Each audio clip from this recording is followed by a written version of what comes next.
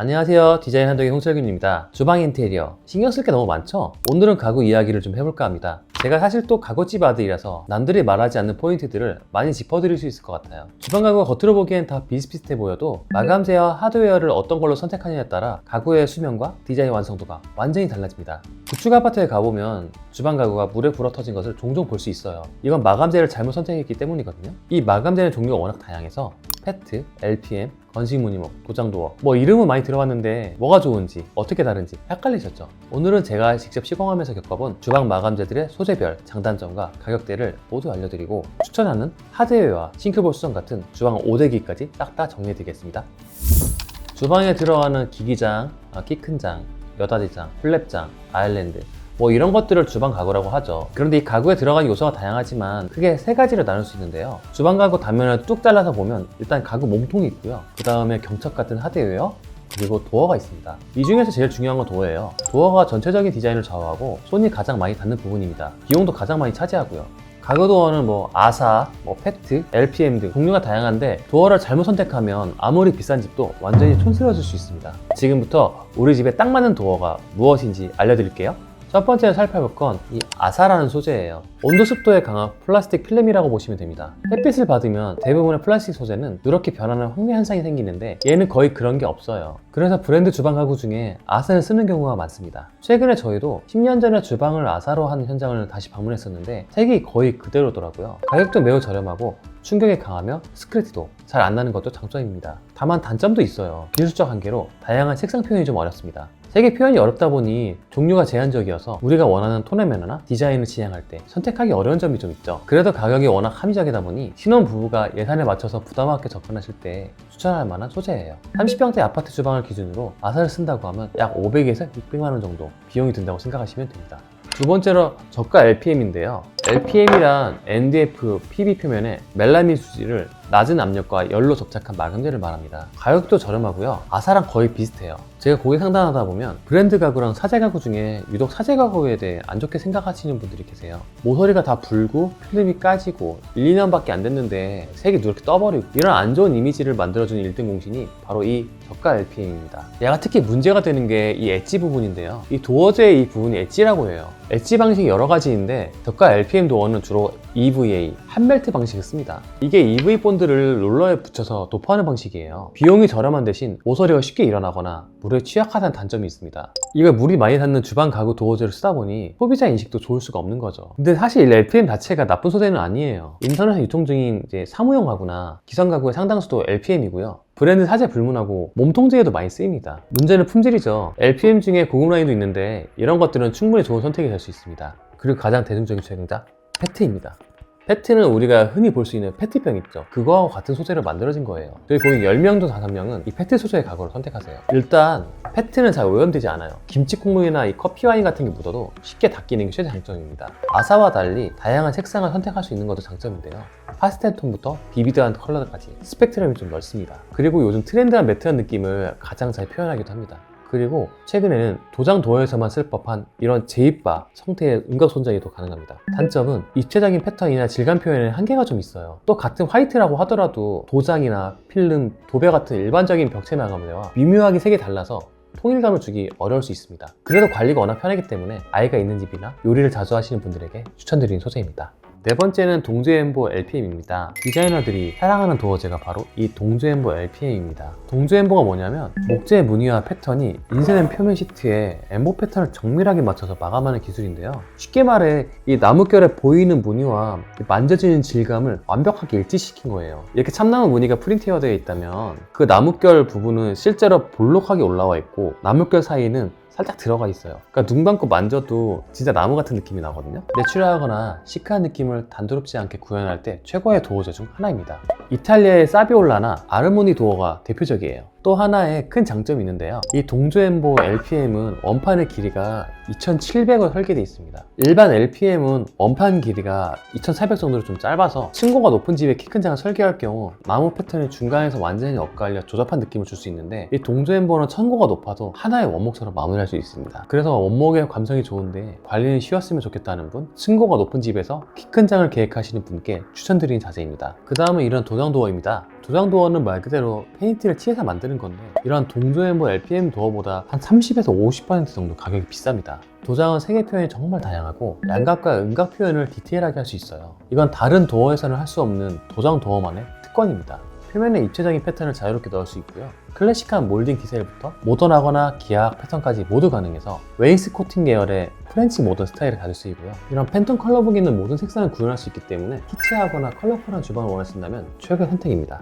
여섯 번째는 무니크라는 도어제입니다. 무니크는 디자인 현장에서 정말 핫한 그야말로 대세 도어제인데요. 처음 보시는 분들은 와 이게 도어야? 라고 놀라실 정도로 정말 독특합니다. 무니크는 쉽게 말해서 클레이, 그러니까 찰흙 같은 곤주 상태의 재료를 사용해서 만드는 특수 도어입니다. 이 클레이를 도어 표면에 발라서 엠보감이나 텍스처를 화려하게 표현한 도어제거든요. 도어 표면이 평평한 게 아니라 마치 예술작품처럼 입체적인 질감을 가지고 있어요. 이런 물결이나 나무 껍질 패턴까지, 심지어는 구름 같은 패턴까지 정말 다양한 텍스처를 표현할 수 있습니다. 다만 단점은 이런 주방 도어로는 사용에 제한이 있는데요. 엠보감이 깊어서 기름때나 음식물이 좀 끼기 쉬워요. 하지만 이런 까다로운 무니크 도어를 신발장이나 거실 수납장에 포인트를 쓴다면 좋은 디자인 포인트가 될 수 있습니다. 마지막으로 건식 무늬목이 있어요. 사실 인테리어 마감재의 정점 중 하나라고 볼 수 있는 게 바로 이 건식 무늬목입니다. 건식 무늬목은 가구 표현을 얇은 나무로 마감한 것을 말하는데요. 원목을 사용하기 때문에 나무의 질감과 온기가 그대로 전달됩니다. 건식 무늬목의 특별한 점은 햇빛을 받는 면과 그렇지 않은 면이 다르게 에이징되면서 세월과 함께 자연스럽게 변색이 됩니다. 더불어 나무도 생명체라서 개체마다 패턴이 다릅니다. 사람의 피부의 점처럼 옹이, 타이거 레이 같은 자연적 특징이 있죠. 그러니까 건식 무늬목은 이렇게 비싸고 좋다고 추천하진 않고요. 이런 자재의 특성을 이해하시는 게 좋습니다. 추천드리는 분들은 나무의 자연스러운 변화를 즐길 수 있는 분, 공간의 품격을 최우선으로 생각하시는 분들이고요. 비추드리는 분들은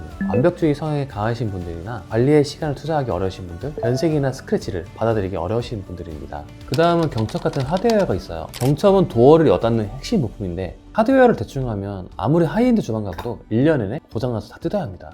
가장 일반적으로 쓰이는 경첩은 이 110도 경첩이에요. 도어를 열었을 때 내부가 충분히 보이고 물건을 꺼내기에 적당한 각도거든요. 대부분 주방 가구 브랜드에서 기본적으로 제공되는 경첩입니다. 90도 경첩은 제한적으로 사용되는데 주로 공간에 제약이 있을 때 씁니다. 맨 끝벽에 위치한 키 큰 장 도어를 완전히 열면 옆 벽과 충돌할 때 종종 사용합니다. 단점은 개폐각이 좀 좁아져요. 안에 수납합이나 속수납을 열 때 큰 냄비나 그릇을 꺼내기 좀 불편해요. 디자인 설계 시 가장 선호하는 프리미엄 경첩은 165도 와이드 오프닝 경첩입니다. 도어를 열었을 때 옆면이나 서라운딩이 보이지 않게 해주는데요. 저희가 디자인할 때 중요하게 생각하는 게 심리스 디자인이거든요. 도어를 활짝 열어도 측판이 안 보여서 훨씬 깔끔합니다. 이번에는 주방 5대 기기에 대해서 좀 얘기해 볼게요. 말씀하시는 분마다 좀 차이가 있는데 추전, 싱크볼, 쿡탑, 냉장고, 후드 이렇게 저는 5가지를 딱 집어서 알려드릴게요. 5개 중에서 어느 하나만 부족해도 주방 완성도가 확 떨어진 경우가 있기 때문에 주의해야 합니다. 먼저 수전부터 살펴보죠. 주방 수전을 고를 때는 물줄기 옵션이 다양하게 중요한지, 물이 덜 튀는 게 중요한지, 아니면 수전 디자인이 중요한지 먼저 결정하셔야 합니다. 만약 분사형 폭포수 등 다양한 물줄기 옵션이 필요하다면 디자인을 포기하시더라도 헤드가 큰 제품들을 보여드리고요. 직수형을 선택하신다면 헤드가 좁은 걸 고를 수 있기에 디자인도 이쁜 걸 고를 수 있는 선택의 폭이 넓어집니다. 또 디자인 때문에 수전 색상을 흰색이나 검은색을 선택하려는 분들이 계신데요. 이런 도금이나 도장은 처음엔 예쁘지만 실이 벗겨지는 이슈가 있어서 좀 보수적으로 접근하셔야 합니다. 추천하는 주방 수전이 있으세요? 요즘 폭포수 옵션 많이 찾으시는데요. 실제로 사용해보면 과일 씻기도 좋고 예쁘거든요. 가격이 합리적인 라우츠 피오 수전을 자주 쓰시는데 저희 여러 개 된다면 정품인 한스그로의 아크로 수전을 추천드립니다. 그리고 한스그로를 쓰신다면 이걸 모르는 분들이 많으신데요. 이 한스그로에서 전용으로 개발한 엑스박스라는 걸 추천드려요.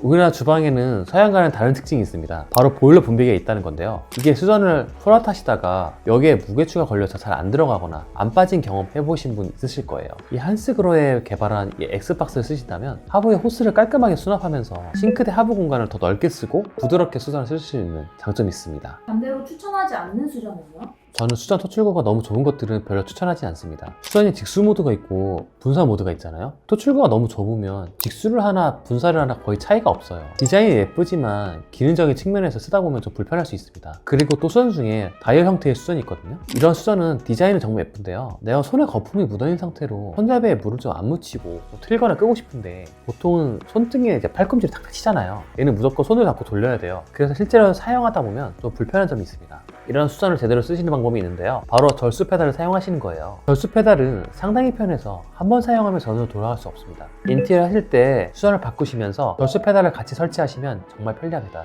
싱크볼은 일단 가장 보편적인 게 요즘 백조 깜보르 때 860을 많이 쓰시죠? 싱크볼을 고를 때 가장 중요한 건 시공 방식입니다. 싱크볼은 인색 방식이 있고 언더 방식이 있는데요. 바라짜나 포스터 밀라노 같은 이탈리아 명품 브랜드를 정말 아름답죠. 쇼룸에서 보면 반할 수밖에 없는 디자인입니다. 하지만 이거 꼭 짚고 가셔야 할 부분이 있습니다. 인색 방식이 시공은 간단하나 상판보다 살짝 올라와 있고 계단형 구조이기 때문에 각이 많은데요. 문제는 한국의 주거 환경입니다. 한국의 평균 습도는 60에서 70%, 유럽은 40~50% 정도로 차이가 좀 있고 한국의 주거 환경은 찌개나 국 같은 수증기가 다소 많은 요리를 해요. 이런 배경이 있다 보니 좀 높은 습도 때문에 곰팡이가 쉽게 생길 수 있어서 청소 유지 보수를 신경 쓰셔야 하거든요. 이런 언더블 형태가 아무래도 상판을 한번 쓱 닦아서 오염 청소하기도 좋습니다. 그리고 그 다음으로 중요한 게 소음입니다. 스테인리스 두께가 두꺼울수록 방진 패드가 부착되어 있을수록 소음을 효과적으로 차단할 수 있습니다. 가끔 겉모습이 비슷한데 왜 저렴하지? 하는 싱크홀들이 있어요. 방진 패드가 몇 겹으로 되어 있는지 꼭 확인하시기 바랍니다. 깜보르 때에는 기본적으로 방진 패드가 부착되어 있어 물의 닥침을 현저히 감소시킵니다. 전문가가 추천하는 가성비 싱크볼이 있나요?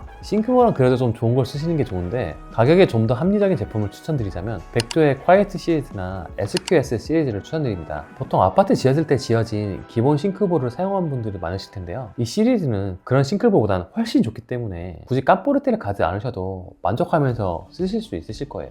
보통 인테리어 업체에서는 인덕션 추천드리죠. 인덕션은 요즘 선택기가 많기 때문에 마음에 드는 것으로 선택하시면 돼요. 저는 이번 영상에서는 가스 쿡탑을 추천드려 볼게요. 화기를 많이 쓰는 요리사분들이나 웍을 쓰는 분들이라면 저는 가스 쿡탑을 추천드리거든요. 보통 가스 쿡탑이라고 하면 디자인이 안 이쁘다고 생각하시는데요. 포스터 밀라네로라고 가스 쿡탑이 있는데 디자인도 예쁘고 성능도 좋습니다. 가격은 한 200만원 중후반 정도 되는데 투자할 만한 가치가 있는 쿡탑입니다. 인덕션은 추천 안 하세요? 인덕션도 좋죠. 청소하기도 간편하고 깔끔하니까 요즘은 인덕션을 선호하는 분들이 많으신 것 같아요. 그런데 인덕션을 고를 때 이런 점을 좀 고려해보세요. 여러분들은 국을 끓이시면서 볶음 요리할 때 냄비가 서로 부딪혀서 불편한 경우 있지 않으셨나요? 그 중에서 고급 주방을 계획 중이신 분들이라면 와이드한 인덕션들이 있는데요. 이런 와이드한 인덕션들도 한번 고려해보세요. 다운드래프트도 같이 사용이 가능합니다. 네 번째는 냉장고입니다. 냉장고는 가전 중에 제일 부피가 크기 때문에 위치를 어디로 잡느냐가 되게 중요한데요. 냉장고의 최적 배치는 사실 안 보이게 숨기는 게 예쁜 경우가 많은데요. 만약 냉장고도 이쁘고 동선 효율성을 생각하신다면 조리대, 세척기, 냉장고가 삼각동선이 될 수 있도록 배치하시는 게 좋습니다. 추천하는 냉장고 제품도 알려주실 수 있나요? 요즘 많이 하시는 시그니처나 오브드 시리즈, 가게나우, 서브제로 같은 하이엔드 냉장고도 있지만 사실 좀 숨겨진 브랜드가 있는데요. 조심스럽게 가심비라고 생각하는 제품은 리페르입니다. 독일의 프리미엄 브랜드의 기술력과 가게나우, 서브제로와 같은 프리미엄 브랜드의 성능을 3분의 1 가격에 느낄 수 있고 저온 유지력, 내부 마각, 압축기 성능이 좋으면서 깔끔하고 모던한 외관에 합리적인 가격대에서 프리미엄 냉장고를 경험하실 수 있습니다. 그럼 이건 진짜 비추다 하는 냉장고군요? 저는 완전 빌트인 냉장고 있잖아요. 가구도어로 된 그 냉장고는 추천하지 않습니다. 이런 가구 문짝 달리는 빌트인 냉장고는 보통 에너지 효율이 안 좋고요. 리터수도 좀 적습니다. 또 열기가 잘 순환되지 않기 때문에 기기도 잘 고장날 수 있어요. 그래서 이런 건 좀 피하시면 좋겠습니다. 대표님의 원픽 후드는 뭔가요?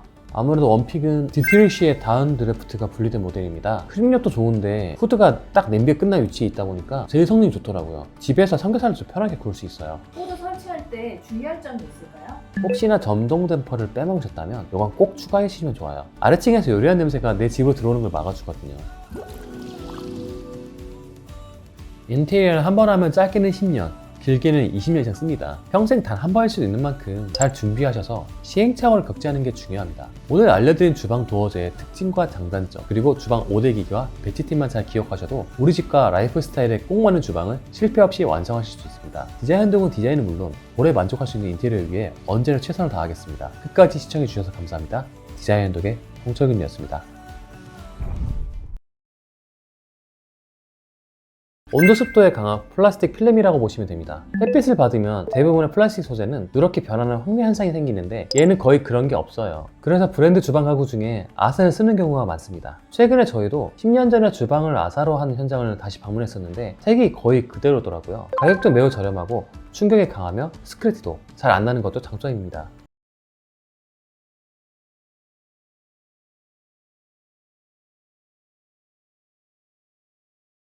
눈이 끄는 디자인 현장에서 정말 핫한 그야말로 대세 도어들인데요. 처음 보시는 분들은 와 이게 도어야? 라고 놀라실 정도로 정말 독특합니다. 눈이 끄는 쉽게 말해서 클레이, 그러니까 찰흙 같은 곤죽 상태의 재료를 사용해서 만드는 특수 도어입니다. 이 클레이를 도어 표면에 발라서 엠보감이나 텍스처를 화려하게 표현한 도어제거든요. 도어 표면이 평평한 게 아니라 마치 예술작품처럼 입체적인 질감을 가지고 있어요. 이런 물결이나 나무 껍질 패턴까지, 심지어는 구름 같은 패턴까지 정말 다양한 텍스처를 표현할 수 있습니다.